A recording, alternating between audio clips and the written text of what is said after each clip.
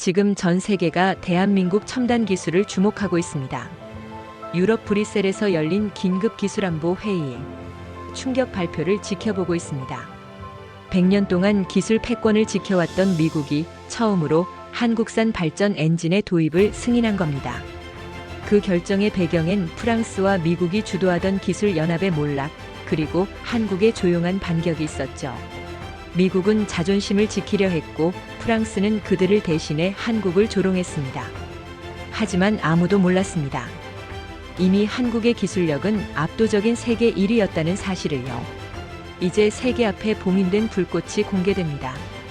대한민국 기술력은 누구에게도 의지하지 않았습니다. 그저 가장 뜨겁게 타오를 순간을 기다려왔던 것이죠.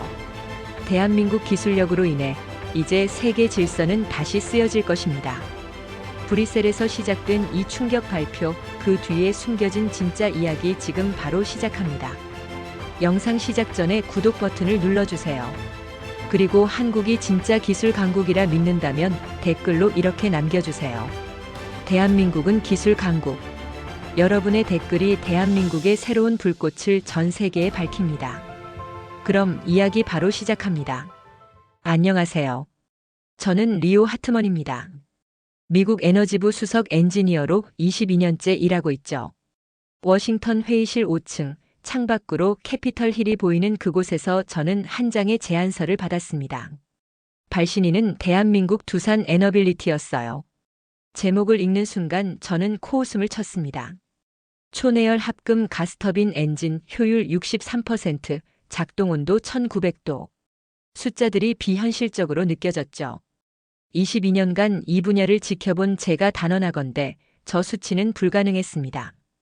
독일도 미국도 도달하지 못한 영역이었으니까요. 회의실 긴 테이블에는 7명이 앉아 있었습니다. 통상차관 리처드 블레이크가 제 옆에 있었고 화상으로 연결된 파리에서는 프랑스 알테온사의 CTO 피에르 루메르가 보였어요. 그는 붉은 넥타이를 맨 채 여유롭게 커피를 마시고 있었죠. 한국이라. 블레이크가 제안서를 탁자에 내던졌습니다. 조립은 잘하지. 우리 기술로. 피에르의 웃음소리가 스피커를 통해 흘러나왔어요. 리오, 자네도 알지 않나? 한국은 부품을 조립할 줄은 알아도 불을 설계할 줄은 모른다네. 그의 프랑스식 억양이 조롱처럼 들렸습니다. 45년간 세계 발전 시장을 지배해온 프랑스 기술자의 오만이었죠. 저는 제안서 3페이지를 넘겼습니다. 실증 데이터라고 적힌 표가 나왔어요. 보령 실증단지에서 6시간 연속 가동했다는 기록이었죠. 온도 1900도, 효율 63%, 정밀도 오차 0.2mm. 저는 고개를 저었습니다. 이건 말이 안 돼. 뭐가? 블레이크가 물었어요. 1900도요. 이 온도에서 합금이 견딘다는 게. 저는 말을 멈췄습니다. 지난 10년간 우리 연구소가 1850도를 넘지 못했던 게 떠올랐죠. 재료공학의 한계였어요. 니켈 기반 초내열 합금도 1870도가 한계였습니다. 피에르가 다시 말했습니다. 리오, 자네 연구소 데이터를 보게. 1850도에서도 크리프 변형이 발생했지 않았나. 한국이 그걸 해결했다고. 말도 안 되는 소리야. 그는 웃으며 손을 저었어요. 이건 마케팅 숫자일 뿐이네.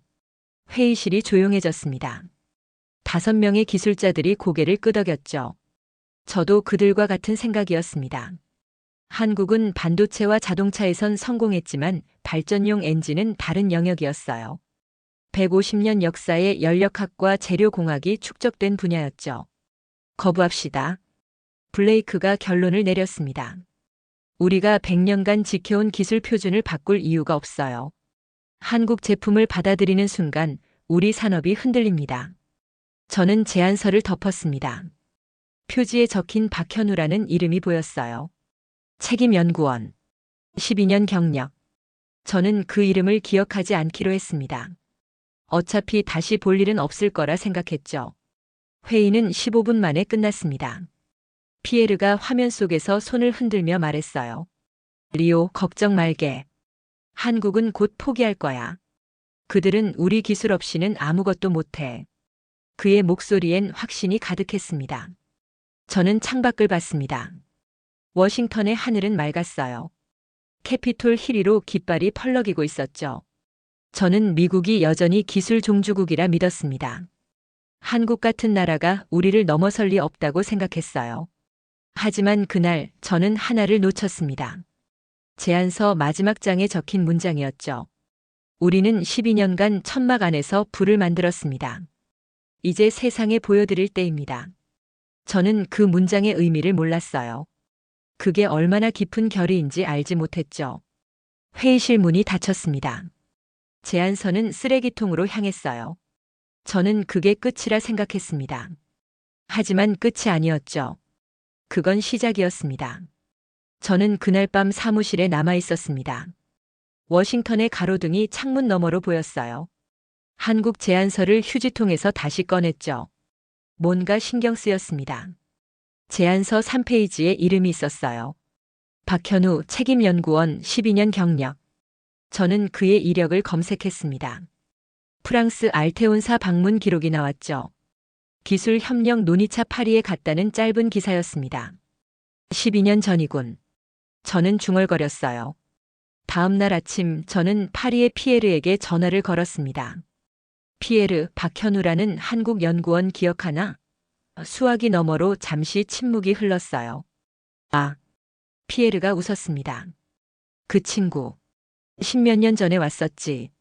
황당한 계획서를 들고 왔더군. 그의 목소리엔 비웃음이 섞여 있었죠. 1850도급 합금을 12년 안에 개발하겠다고 했어. 우리가 100년 걸린 걸 말이야. 그래서? 당연히 거절했지. 피에르가 말했습니다. 회의실에서 내보냈어. 리오, 자네도 알잖나. 한국은 조립국이야. 그들에게 설계 능력은 없다네. 그날 비가 왔는데 그 친구 천막 아래 서 있더군. 내가 말했지. 천막 밖으로 나가세요라고. 저는 제안서를 다시 펼쳤습니다. 10여 년간의 연구 타임라인이 적혀 있었어요. 첫 해 팀 구성, 4년 뒤 첫 돌파구, 6년 뒤 보령 실증단지 완공, 지난해 최종 성공. 정확히 12년이었죠. 피에르, 그가 해냈어. 제가 말했습니다. 뭘? 1900도야. 효율 63%. 정밀도 0.2mm. 저는 숫자를 읽어줬어요. 12년 계획이 완성됐어. 수화기 너머가 조용해졌습니다. 피에르의 숨소리만 들렸죠. 불가능해. 데이터 조작이야. 저도 그렇게 생각하고 싶었습니다. 하지만 제안서를 보니 뭔가 달랐어요. 수십 번의 실패 기록이 상세히 나열돼 있었습니다. 첫 해 40여 번, 이듬해 80여 번, 8년 뒤엔 90번째 실패. 조작이라면 이런 실패 기록까지 만들 이유가 없었죠. 저는 뒷장을 펼쳤습니다. 사진이 한 장 있었어요. 창원연구소 실험실에서 찍은 것 같았죠. 박현우가 합금 샘플을 들고 있었습니다. 그의 표정은 담담했어요. 승리의 미소도 자랑스러운 포즈도 없었습니다. 그저 기술자의 얼굴이었죠. 사진 아래 캡션이 있었습니다. 지난해 10월 새벽 1900도 달성. 저는 그 시간을 떠올렸습니다. 한국이 새벽일 때 워싱턴은 오후였죠. 그 시각 저는 뭘 하고 있었을까요? 아마 커피를 마시며 보고서를 읽고 있었을 겁니다. 제안서 마지막 장에 문장이 하나 있었습니다. 우리는 12년간 천막 안에서 불을 만들었습니다. 이제 세상에 보여드릴 때입니다. 천막. 피에르가 말했던 그 천막이 떠올랐어요. 10여 년 전 가을, 파리의 비 알테온사 본관 앞 임시 천막. 박현우는 그곳에서 12년을 시작한 겁니다. 저는 창밖을 봤습니다. 워싱턴의 하늘은 여전히 맑았어요.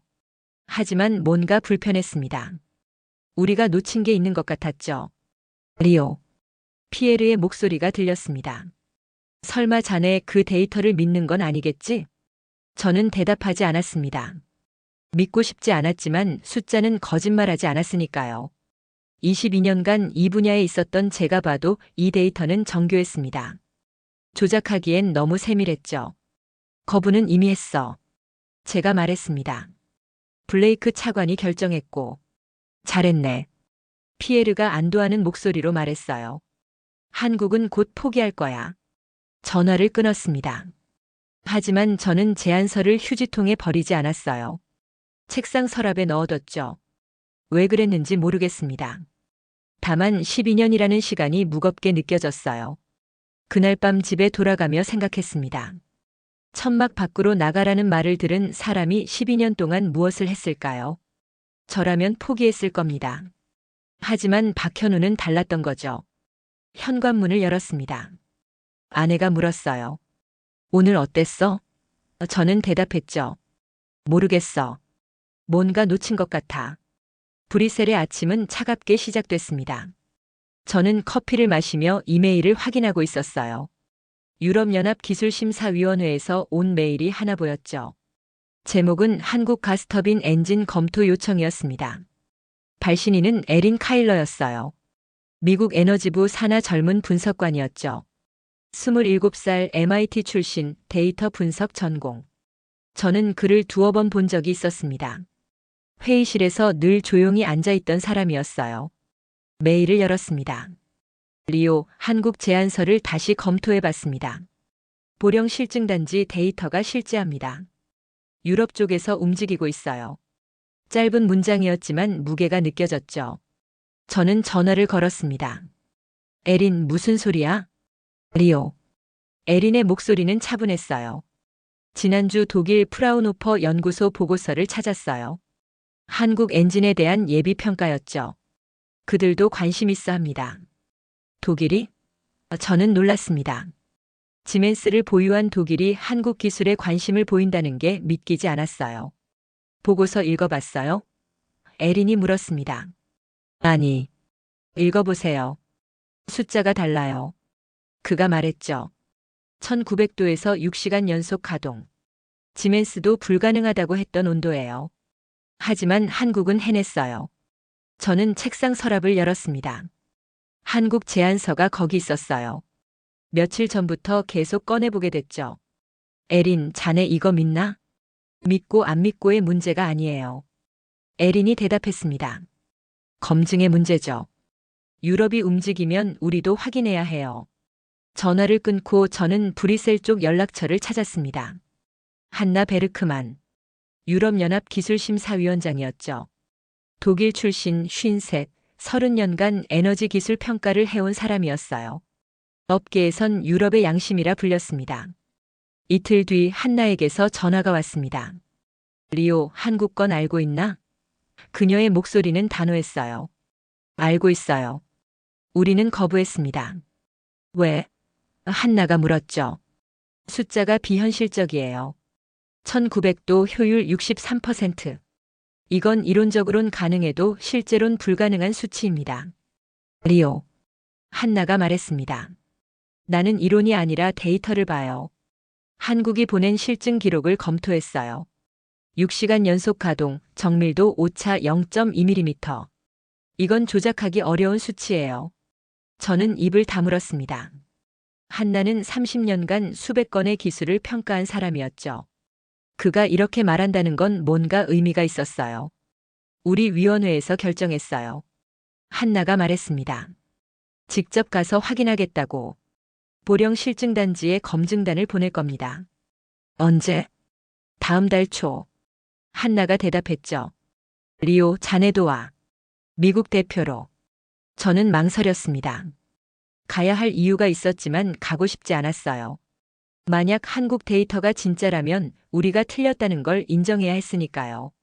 생각해 볼게요. 제가 말했습니다. 생각할 시간 없어. 한나가 단호하게 말했어요. 기술은 국기가 아니라 데이터야. 자네도 알잖아. 전화가 끊겼습니다. 저는 창밖을 봤어요. 워싱턴에 비가 내리고 있었습니다. 10여 년 전 파리에서 내렸던 그 비가 떠올랐죠. 박현우가 천막 아래 서 있던 그 비. 다음 날 아침 블레이크 차관을 찾아갔습니다. 유럽이 한국 검증단을 보냅니다. 제가 말했어요. 그래서? 블레이크가 서류를 넘기며 물었죠. 우리도 가야 합니다. 왜? 블레이크가 고개를 들었어요. 우린 이미 거부했어. 끝난 일이야. 유럽이 승인하면 어떻게 하죠? 제가 물었습니다. 독일이 한국 엔진을 받아들이면 우리 입지가 약해집니다. 블레이크는 잠시 생각했습니다. 하지만 결과는 바뀌지 않아. 우리는 미국 기술을 믿는다. 저는 고개를 끄덕였어요. 하지만 속으론 불안했습니다. 데이터가 진짜라면 어쩌죠? 한나의 말이 맴돌았어요. 기술은 국기가 아니라 데이터다. 사무실로 돌아왔습니다. 에린이 제 책상 앞에 서 있었어요. 리오, 보령 가시나요? 응. 제가 대답했죠. 저도 갑니다. 에린이 말했습니다. 분석관으로. 데이터를 직접 확인하고 싶어요. 저는 에린을 봤습니다. 그의 눈빛은 진지했어요. 선입견이 없었죠. 그저 진실을 보고 싶어 하는 과학자의 눈이었습니다. 좋아. 제가 말했어요. 함께 가자. 그날 밤 집에 돌아가 아내에게 말했습니다. 한국에 가게 됐어. 왜? 확인하러. 저는 대답했죠. 뭔가 우리가 놓친 게 있는지. 아내가 물었어요. 혹시 그들이 맞다면? 저는 대답하지 못했습니다. 22년간 믿어온 게 흔들리는 기분이었어요. 미국이 최고라고 우리 기술이 세계 표준이라고 믿었는데 만약 한국이 우리를 넘어섰다면 창밖을 봤습니다. 워싱턴의 밤은 고요했어요. 하지만 제 마음은 요동치고 있었죠. 보령에서 무엇을 보게 될까? 그게 두려웠습니다. 인천공항에 내렸을 때 서울의 공기는 차가웠습니다. 11월 초였어요. 저와 에린 그리고 한나를 포함한 유럽 검증단 5명이 함께였죠. 공항 로비에서 박현우가 우리를 기다리고 있었습니다. 환영합니다. 박현우가 악수를 청했어요. 그의 손은 거칠었습니다. 실험실에서 오래 일한 사람의 손이었죠. 보령까지는 2시간 반 걸립니다. 차는 서해안 고속도로를 달렸어요. 창밖으론 논밭과 공장들이 스쳐 지나갔습니다. 한나가 물었죠. 박 연구원 12년이 걸렸다고 들었어요. 네. 박현우가 고개를 끄덕였습니다. 길었습니다. 포기하고 싶진 않았나요? 한나가 다시 물었어요. 박현우는 잠시 침묵했습니다. 매일 하고 싶었습니다. 하지만 숫자가 조금씩 나아지더군요. 작년엔 1850도, 올해 초엔 1880도. 그래서 계속했습니다. 저는 그의 얼굴을 봤습니다. 피곤해 보였어요. 40대 중반이었지만 50처럼 보였죠. 12년이 그를 늙게 만든 것 같았습니다. 보령 실증단지는 해안가에 있었어요. 60m 높이의 타워가 하늘을 찌르고 있었습니다. 서해 바람이 거세게 불었죠. 짠 냄새가 코를 찔렀어요. 여기서 모든 테스트를 했습니다. 박현우가 말했습니다. 6시간 연속 가동, 100여 번 넘게 반복했죠. 한나가 타워를 올려다봤어요.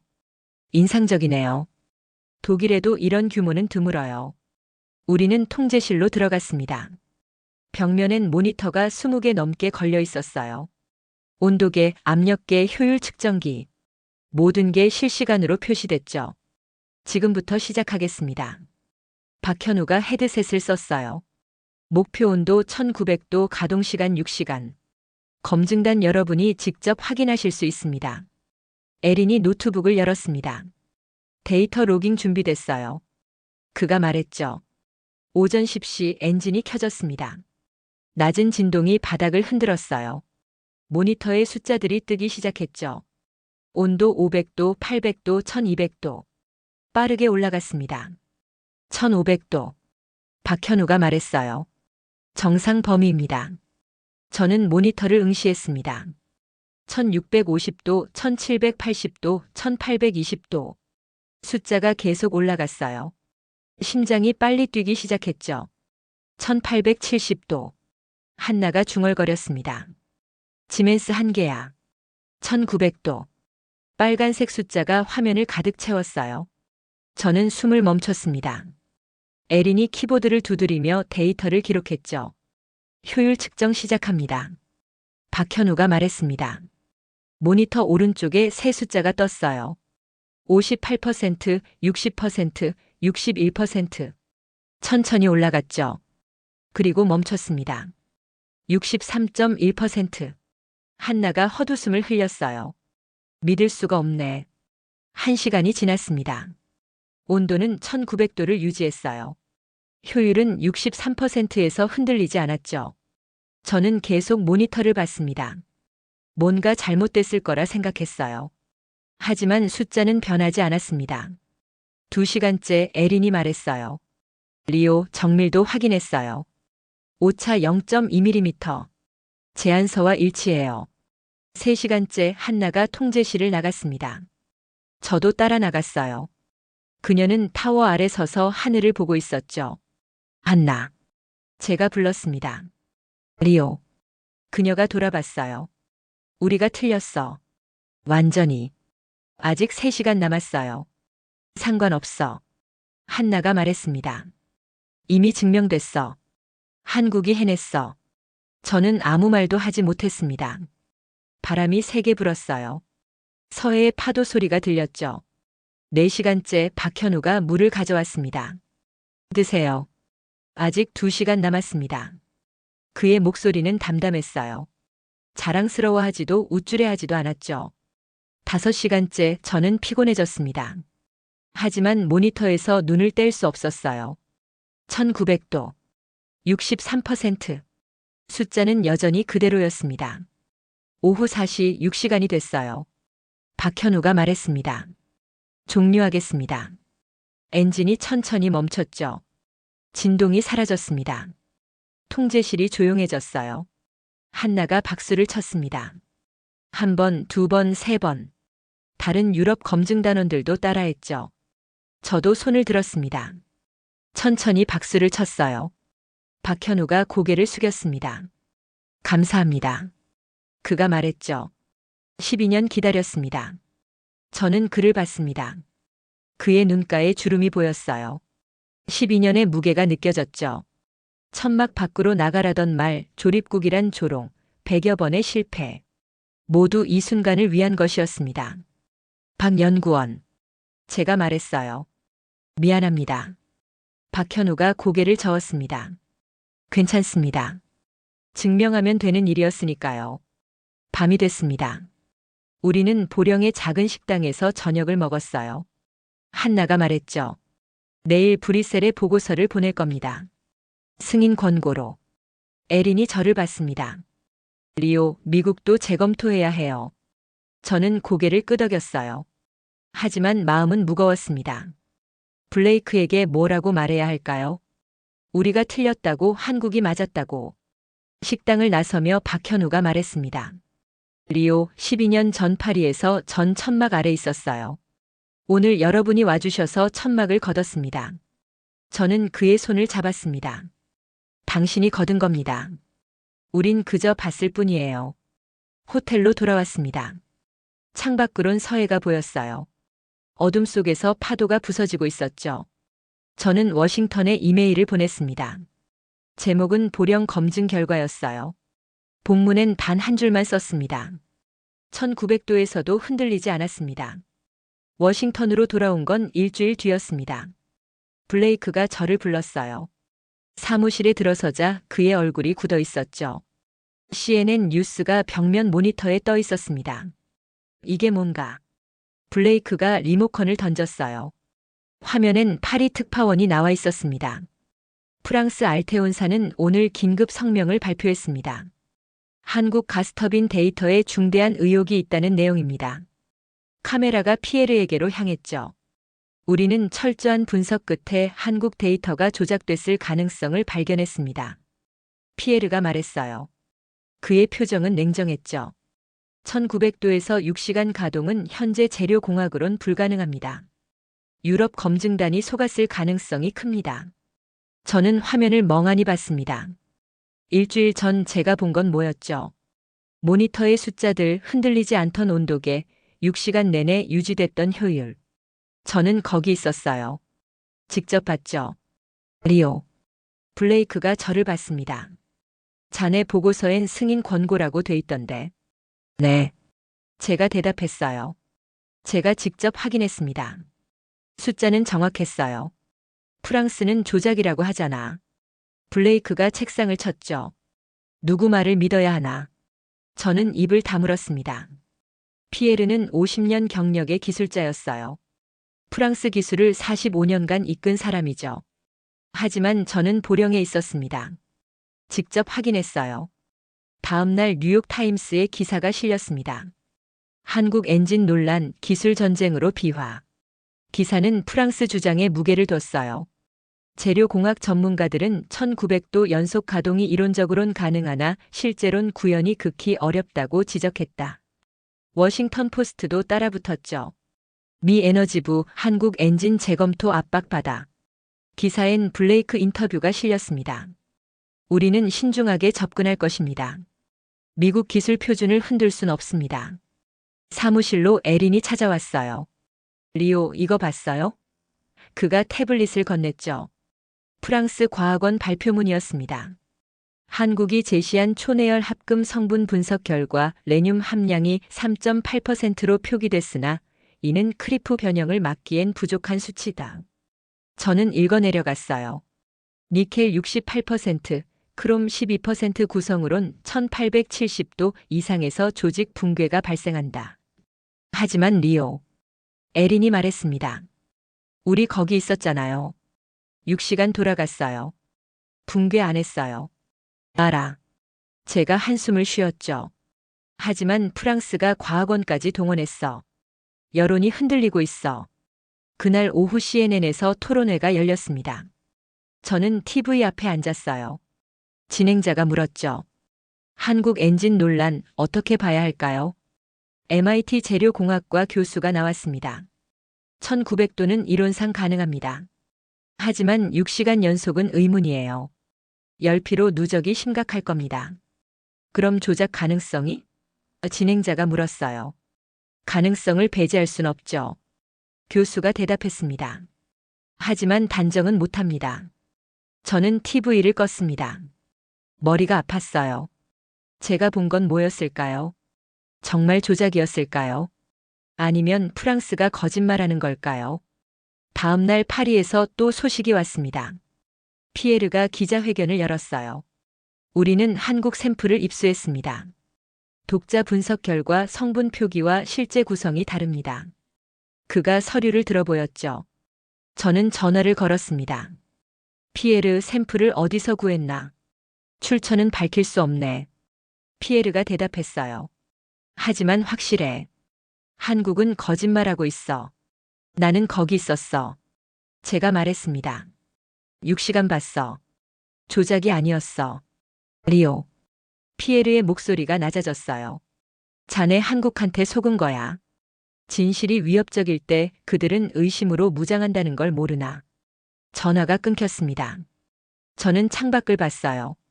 워싱턴에 비가 내리고 있었죠. 흐린 하늘 아래 백악관이 보였습니다. 일주일이 지났습니다. 언론은 계속 의혹을 제기했어요. 폭스뉴스는 한국 엔진 제2의 디젤 게이트 제목으로 보도했죠. MSNBC는 기술 민족주의가 만든 거품이라 평가했습니다. 브뤼셀에서 한나가 전화를 걸어왔어요. 리오, 유럽 의회가 흔들리고 있어. 프랑스 압박이 심해. 승인은요? 제가 물었습니다. 보류됐어. 한나가 한숨을 쉬었어요. 재검증 요구가 나왔어.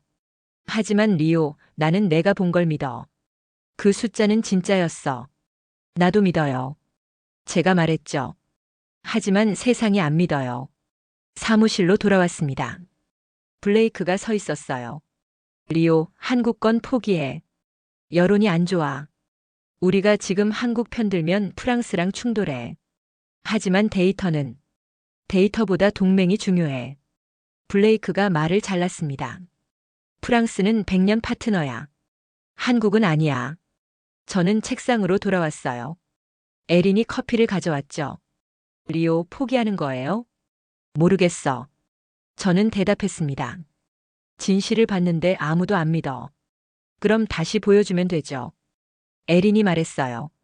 한국에 재검증 요청하세요. 저는 고개를 저었습니다. 블레이크가 허락 안 해. 밤이 됐습니다. 집에 돌아가는 길에 저는 생각했어요.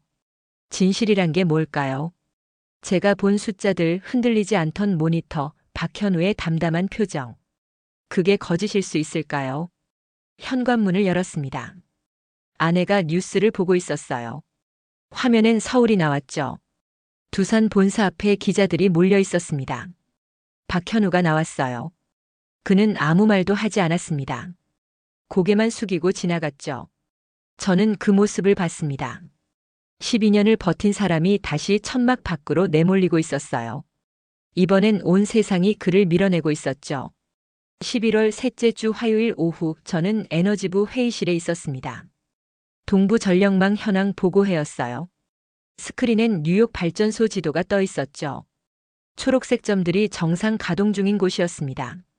퀸즈 3호기 터빈 점검 필요합니다. 담당자가 말했어요. 가동 연수 32년 효율이 떨어지고 있습니다. 블레이크가 물었죠. 교체 일정은 내년 봄 예정입니다. 저는 지도를 봤습니다. 퀸즈 3호기 옆에 브루클린 5호기가 보였어요. 빨간색 경고등이 깜빡이고 있었죠. 브루클린은요? 제가 물었습니다. 35년 됐습니다. 담당자가 대답했어요. 다음 달 정밀 점검 들어갑니다. 회의가 끝났습니다. 저는 사무실로 돌아가며 불안했어요. 32년, 35년. 미국 발전소 평균 가동 연수였죠. 독일은 25년마다 교체했습니다. 우린 예산 문제로 계속 미뤘어요. 다음 날 오전 에린이 뛰어왔습니다. 리오, 뉴욕에 문제 생겼어요. 뭐? 브루클린 5호기요. 에린이 태블릿을 보여줬어요. 새벽 4시에 이상 진동 감지됐대요. 저는 전력망 모니터링 시스템에 접속했습니다. 브루클린 5호기 온도가 평소보다 높았어요. 1650도. 정상은 1580도였죠. 언제부터? 제가 물었습니다. 3시간 전부터요. 에린이 대답했어요. 현장에서 냉각 시도 중이래요. 점심때 상황이 악화됐습니다. 온도가 1720도까지 올라갔어요. 뉴욕 전력공사에서 전화가 왔죠. 에너지부입니다. 브루클린 5호기 긴급 정지 고려 중입니다. 정지하면 전력 공급은? 제가 물었어요. 브루클린 일대 15만 가구 영향받습니다. 저는 블레이크에게 달려갔습니다. 차관님, 브루클린 상황 아시죠? 알아. 블레이크가 모니터를 보고 있었어요. 일단 지켜보자고 했어. 온도가 계속 오르고 있습니다. 다른 발전소에서 커버하면 돼. 블레이크가 말했죠. 오후 2시 저는 불안해서 자리에 앉아 있을 수 없었습니다. 모니터를 계속 확인했어요. 1750도, 1780도. 숫자가 계속 올라갔죠. 3시 15분 경보음이 울렸습니다. 브루클린 5호기 터빈 블레이드 균열 감지. 빨간 경고창이 화면을 뒤덮었어요. 긴급 정지 필요합니다. 담당자 목소리가 스피커로 흘러나왔죠. 4시 정지 명령이 내려졌습니다. 하지만 늦었어요. 터빈이 멈추기 전에 블레이드가 파열됐죠. 금속 파편이 발전기 내부를 강타했습니다.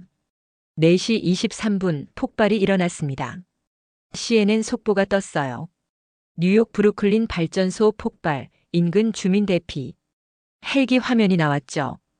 검은 연기가 하늘로 치솟고 있었습니다. 저는 화면을 멍하니 봤어요. 에린이 옆에 섰습니다. 사상자는요? 제가 물었죠. 아직 확인 중이래요. 에린이 대답했어요. 하지만 발전소 직원 12명이 안에 있었대요. 5시 사상자 속보가 나왔습니다. 직원 3명 중상, 5명 경상. 다행히 사망자는 없었어요. 하지만 발전소는 완파됐죠. 전력 공급은? 블레이크가 물었습니다. 브루클린 40% 차단됐습니다. 담당자가 보고했어요. 맨해튼 일부도 영향받고 있습니다. 저는 지도를 봤습니다. 뉴욕 남부가 어둠에 잠기고 있었어요. 신호등이 꺼지고 지하철이 멈추고 병원이 비상 발전기를 가동했죠. 밤 8시 백악관 긴급회의가 소집됐습니다. 저도 참석했어요. 대통령이 물었죠. 복구는 언제? 최소 2달입니다. 에너지 장관이 대답했어요.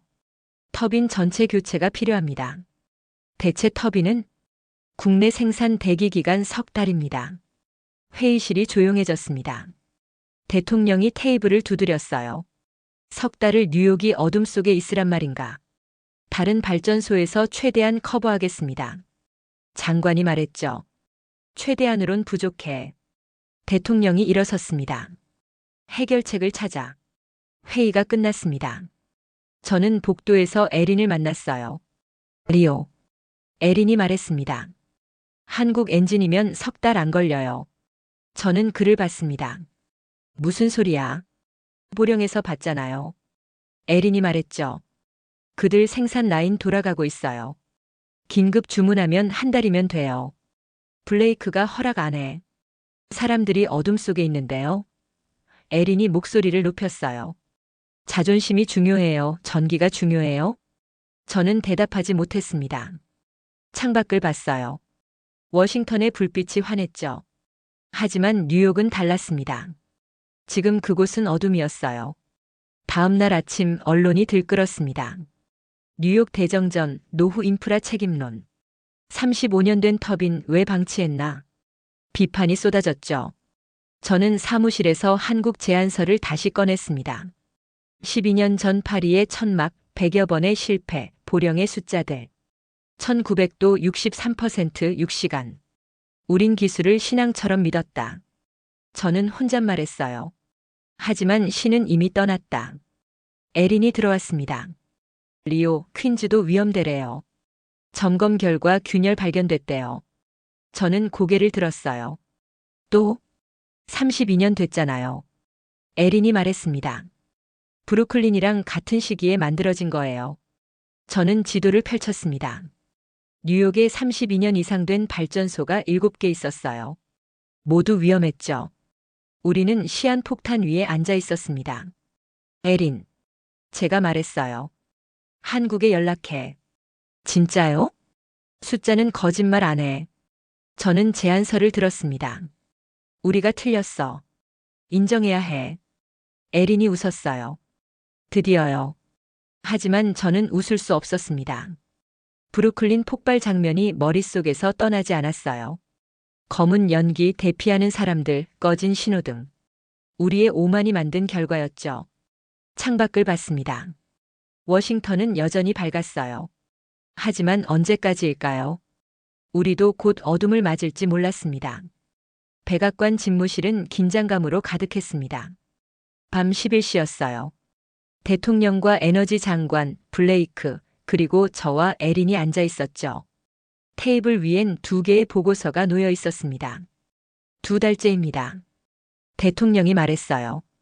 뉴욕 40%가 제한 송전 중이고 퀸즈 3호기마저 정지 상태입니다. 국민들이 추위에 떨고 있어요. 블레이크가 첫 번째 보고서를 펼쳤습니다. 국내 생산으로 가면 석 달 더 걸립니다. 제너럴 일렉트릭이 최선을 다하고 있습니다. 석 달. 대통령이 한숨을 쉬었어요. 겨울이 끝나가겠군요. 저는 두 번째 보고서를 들었습니다. 각하, 다른 방법이 있습니다. 말해보시오. 대통령이 저를 봤어요. 한국입니다. 제가 말했죠. 두산 엔진이면 한 달입니다. 회의실이 조용해졌습니다. 블레이크가 테이블을 쳤어요. 리오, 우리가 그 논에 끝냈잖아. 프랑스가 조작이라 했어. 저는 거기 있었습니다. 제가 대답했어요. 6시간 봤습니다. 조작이 아니었어요. 증거는? 블레이크가 물었죠. 에린이 노트북을 열었습니다. 유럽연합 검증 보고서입니다. 화면에 문서가 떴어요. 한나 베르크만 위원장이 작성했습니다. 1900도 효율 63%, 정밀도 0.2mm. 모두 확인됐습니다. 프랑스 과학원 반박은? 장관이 물었어요. 재료 분석이 잘못됐습니다. 에린이 다음 페이지를 넘겼죠. 프랑스가 입수했다는 샘플 출처가 불분명해요. 한국 측은 공식 샘플을 제공한 적 없다고 부인했습니다. 블레이크가 웃었습니다. 그러니까 한국말만 믿으란 거야? 아닙니다. 제가 말했어요. 데이터를 믿으란 겁니다. 저와 에린 한나 위원장, 독일 기술진 5명. 우리 모두 같은 걸 봤어요. 대통령이 창밖을 봤습니다. 관세는 어떻게 되죠? 42%입니다. 장관이 대답했어요. 발전용 엔진 수입은 100년간 없었습니다. 국내 산업보호 차원이었죠. 100년. 대통령이 중얼거렸어요. 긴 시간이군요. 저는 숨을 깊이 들이쉬었습니다. 각하, 브루클린 폭발 후 여론조사 보셨습니까? 국민 72%가 빠른 복구를 원합니다. 출처는 묻지 않았어요. 블레이크가 저를 노려봤어요. 리오, 자네 지금 국익을 배신하는 거야. 국익은 국민이 전기를 쓰는 겁니다. 제가 말했죠. 자존심이 아니라요. 회의실이 다시 조용해졌습니다. 대통령이 보고서를 넘기고 있었어요. 숫자들을 천천히 읽고 있었죠. 장관. 대통령이 물었습니다. 한국 엔진 도입 시 리스크는? 기술 종속 우려가 있습니다. 장관이 대답했어요. 하지만 단기적으론 해결책입니다. 국내 생산 재개까지 시간을 벌 수 있죠. 프랑스 반응은? 거셀 겁니다. 블레이크가 말했어요. 동맹 관계가 흔들릴 수 있습니다. 대통령이 저를 봤습니다. 하트먼 박사 개인적으로 묻겠소. 그 엔진 정말 믿을 만합니까? 저는 보령의 통제실을 떠올렸어요. 모니터의 숫자들 6시간 동안 흔들리지 않던 온도계, 박현우의 담담한 표정. 네, 각하. 제 22년 경력을 걸고 말씀드립니다. 대통령이 고개를 끄덕였어요. 에린 분석관, 자네 생각은? 저는 27년밖에 안 살았습니다. 에린이 말했죠. 하지만 데이터는 명확합니다. 한국 엔진은 작동합니다. 자정이 넘었습니다. 대통령이 일어섰어요. 내일 아침 NSC 회의를 소집합니다. 한국 엔진 긴급 도입을 의제로 올리죠. 블레이크가 벌떡 일어났습니다. 각하 재고해 주십시오. 100년 전통이. 전통보다 현실이 급합니다. 대통령이 말을 잘랐어요. 관세보다 불이 급하다는 걸 국민들이 가르쳐 줬습니다. 회의가 끝났습니다. 저는 복도로 나왔어요. 에린이 따라왔죠. 리오, 해냈어요. 아직 아니야. 저는 고개를 저었습니다. NSC가 승인해야 해. 다음 날 오전 NSC 회의가 열렸습니다. 국무장관, 국방장관, 통상대표부, 에너지장관이 참석했어요. 저도 배석했죠. 한국 엔진 긴급 도입 건입니다. 대통령이 말했어요. 찬반 의견 듣겠습니다. 국방장관이 먼저 말했습니다. 반대합니다. 기간 기술을 외국에 의존하는 건 안보 리스크입니다. 통상대표부가 이어갔어요. 관세 철폐 시 선례가 됩니다. 다른 산업도 압박받을 수 있어요. 국무장관은 중립이었죠. 프랑스 설득이 필요합니다. 동맹 관계 고려해야 합니다. 에너지 장관이 마지막으로 말했습니다. 찬성합니다. 뉴욕 상황이 심각합니다. 겨울이 가기 전에 해결해야 합니다. 대통령이 저를 봤어요. 하트먼 박사 기술적 보충 설명해 주시오. 저는 일어섰습니다. 한국 엔진은 현재 우리가 생산 가능한 것보다 우수합니다. 1900도 작동, 효율 63%. 우리 최신 모델은 1850도 61%입니다. 그럼 우리가 뒤처졌단 말입니까? 국방장관이 물었어요. 저는 잠시 침묵했습니다. 인정하기 어려웠죠. 이 분야에선 그렇습니다. 회의실이 술렁였어요. 미국이 기술적으로 뒤처졌다는 말은 누구도 하고 싶지 않았죠. 각하. 제가 다시 말했습니다. 하지만 이건 굴복이 아닙니다. 현실 인식입니다. 우리가 다시 앞서가려면 먼저 인정해야 합니다. 대통령이 고개를 끄덕였어요. 투표하겠습니다. 한국 엔진 긴급 도입 찬성하시는 분? 에너지 장관이 손을 들었습니다. 국무장관이 망설이다 손을 들었어요. 그리고 대통령이 손을 들었죠. 반대? 국방장관과 통상대표부가 손을 들었습니다. 가결됐습니다. 대통령이 선언했어요. 오늘 오후 한국 정부에 공식 요청합니다. 저는 의자에 주저앉았습니다. 에린이 제 어깨를 두드렸어요. 리오, 옳은 결정이에요. 하지만 저는 복잡했습니다. 22년간 미국 기술을 믿었는데 오늘 그걸 포기한 것 같았어요. 아니, 포기가 아니라 인정이었죠. 우리가 놓친 12년을 인정한 겁니다. 오후 3시 백악관 브리핑룸에서 발표가 있었습니다. 미국 정부는 전력망 복구를 위해 한국산 가스터빈 엔진을 긴급 도입하기로 결정했습니다. 기자들이 술렁였어요. 플래시가 터졌죠. 100년 만에 처음입니다. 대변인이 말했습니다. 이는 위기 상황에서 내린 현실적 판단입니다. 저는 TV로 그 장면을 봤습니다. 화면 아래 자막이 흘렀어요. 미국 한국 기술에 손 내밀다. 창밖을 봤습니다. 워싱턴의 하늘은 흐렸어요. 하지만 뉴욕엔 곧 불이 켜질 거였죠. 한국이 만든 불이. 서울 여의도 컨벤션 센터는 기자들로 가득했습니다. 100여 명이 넘었어요.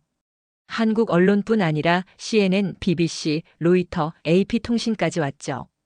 저도 거기 있었습니다. 이번엔 관찰자가 아니라 증인으로요. 오후 2시 박현우가 단상에 올랐습니다. 그는 양복을 입고 있었어요. 처음 보는 모습이었죠.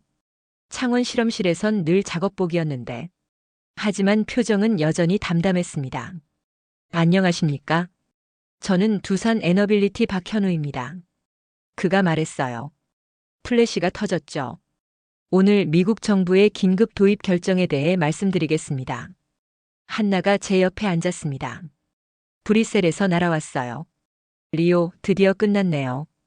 그녀가 속삭였죠. 아니요. 제가 대답했습니다. 이제 시작입니다. 박현우가 리모컨을 눌렀어요. 스크린에 그래프가 떴습니다. 12년 전 저는 파리에서 거절당했습니다. 천막 밖으로 나가라는 말을 들었죠. 그의 목소리는 떨리지 않았어요. 그날 저는 결심했습니다. 조립이 아니라 창조를 하겠다고. 다음 슬라이드가 넘어갔습니다. 실패 기록이었어요. 첫해 47번 실패했습니다. 이듬해 83번. 8년 차엔 90번째 실패를 기록했죠. 숫자들이 화면을 채웠습니다. 하지만 포기하지 않았습니다. 기자 한 명이 손을 들었어요. 프랑스는 조작이라 주장했습니다. 어떻게 반박하시겠습니까? 박현우가 다음 슬라이드를 열었습니다. 보령 실증단지 영상이었어요. 이게 답입니다. 영상이 재생됐죠. 터빈이 돌아가고 온도계가 1900도를 가리키고 6시간 동안 멈추지 않는 모습. 유럽연합 검증단이 직접 확인했습니다. 미국 에너지부 엔지니어도 참관했죠. 카메라가 저를 향했습니다. 저는 고개를 끄덕였어요. 인정하는 제스처였죠. 기술은 말이 아니라 숫자로 증명됩니다. 박현우가 말했습니다. 1900도 효율 63%, 정밀도 0.2mm. 이게 우리가 만든 진실입니다. 한 프랑스 기자가 일어섰어요. 피에르 루메르는 여전히 의혹을 제기하고 있습니다. 박현우는 잠시 침묵했습니다. 피에르 씨는 12년 전 제게 천막 밖으로 나가라 했습니다. 그가 천천히 말했어요. 저는 나갔습니다. 하지만 도망간 게 아니라 더 큰 하늘 아래 섰습니다. 이제 천막은 필요 없습니다. 박수가 터져 나왔습니다. 한국 기자들이 먼저 치기 시작했고 외신 기자들도 따라했죠. 저도 손뼉을 쳤습니다. 천천히 하지만 진심으로. 다음 질문이 나왔습니다. 미국 수출이 한국 기술 산업에 어떤 의미입니까? 100년 만에 처음입니다. 박현우가 대답했어요. 미국이 발전용 엔진을 수입한 게 이건 단순한 수출이 아닙니다. 기술 주권의 선언입니다. 우린 더 이상 부품을 조립하는 나라가 아닙니다. 불을 만드는 나라입니다. 에린이 손을 들었어요. 한국 기술이 미국보다 앞선다고 보십니까? 박현우는 고개를 저었습니다. 앞서거나 뒤서거나가 아닙니다. 각자의 길을 가는 겁니다. 미국은 100년간 기술을 쌓았고 우린 12년간 배웠습니다. 이젠 함께 가야 할 때입니다. 겸손한 답변이었어요. 저는 감탄했죠. 승리를 자랑할 수도 있었는데 그는 협력을 말했습니다. 기자회견이 끝났습니다. 박현우가 단상에서 내려왔어요. 저는 그에게 다가갔습니다. 박 연구원. 제가 말했어요. 축하합니다. 리오. 박현우가 악수를 청했습니다. 당신이 와줘서 가능했습니다. 보령에서 진실을 봐줘서 감사합니다. 제가 늦었습니다. 저는 고개를 숙였어요. 처음부터 믿었어야 했는데. 괜찮습니다. 박현우가 웃었어요. 처음 보는 미소였죠. 의심은 당연합니다. 증명은 우리 몫이었으니까요. 한나가 다가왔습니다. 박 연구원 유럽연합 정식 승인 통보드립니다. 다음 달부터 독일에도 공급 가능합니다. 감사합니다, 위원장님. 박현우가 고개를 숙였어요. 한나 위원장님이 없었다면 불가능했습니다. 아니에요. 한나가 말했습니다. 기술은 국기가 아니라 데이터예요. 전 그냥 숫자를 읽었을 뿐이죠. 저녁 무렵 우리는 한강이 보이는 식당에 있었습니다. 박현우, 한나, 에린 그리고 저. 창밖으론 서울의 불빛이 반짝이고 있었어요. 12년이 어땠습니까? 제가 물었습니다. 박현우는 잠시 생각했어요. 길었습니다. 매일 포기하고 싶었죠. 하지만 팀원들이 있었습니다. 17명이 함께 버텼어요. 저 혼자였다면 불가능했을 겁니다. 후회는 없나요? 한나가 물었죠. 없습니다.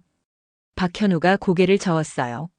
이 불꽃은 전기를 만들지만 우리에겐 자존심을 밝힙니다. 그게 12년의 의미였습니다. 에린이 잔을 들었습니다. 기술 독립을 축하합니다. 우리는 잔을 부딪혔어요. 창밖 서울의 불빛이 더 밝게 느껴졌습니다. 다음 날 아침 저는 인천공항에 있었습니다. 워싱턴으로 돌아갈 시간이었어요. 탑승 전에 박현우에게서 문자가 왔죠. 리오 12년 전 파리의 비를 기억합니다. 오늘 서울은 맑습니다. 함께 걸어주셔서 감사합니다. 저는 답장을 보냈습니다. 저야말로 배웠습니다. 진실은 결국 드러난다는 것을. 그리고 기술엔 국경이 없다는 것을요. 비행기가 이륙했습니다. 창밖으로 서울이 작아졌어요. 하지만 그들이 만든 불꽃은 이제 세계로 퍼져나갈 거였죠. 워싱턴에 도착했습니다. 블레이크가 공항에 나와 있었어요. 수고했네. 그가 말했죠. 차관님, 저희가 틀렸습니다. 제가 말했습니다. 인정해야 합니다. 알아. 블레이크가 한숨을 쉬었어요. 이미 인정했어. 백악관 발표로. 앞으로는 어떻게 하시겠습니까? 배워야지. 블레이크가 어깨를 으쓱했습니다. 한국이 12년 걸렸다면 우린 10년 안에 따라잡아야 해. 오만은 버리고 현실을 봐야지. 저는 고개를 끄덕였어요.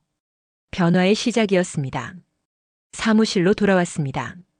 책상 서랍에 한국 제안서가 있었어요. 저는 그걸 꺼내 액자에 넣었습니다. 우리는 12년간 천막 안에서 불을 만들었습니다. 이제 세상에 보여드릴 때입니다. 그 문장을 벽에 걸었어요. 매일 볼 수 있도록. 겸손을 잊지 않기 위해서. 창밖을 봤습니다. 워싱턴의 하늘은 맑았어요. 어딘가에서 한국이 만든 엔진이 돌아가고 있었죠. 1900도의 불꽃이 미국의 어둠을 밝히고 있었습니다. 우린 불을 빌리지 않는다. 저는 중얼거렸어요. 이제 우리가 함께 세상을 켠다. 그게 새로운 시작이었습니다.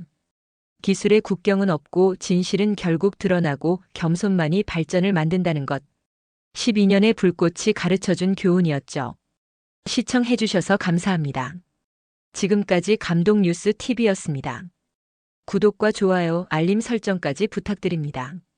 대한민국이 기술 강국이라고 생각하신다면 댓글로 대한민국 화이팅을 적어주세요.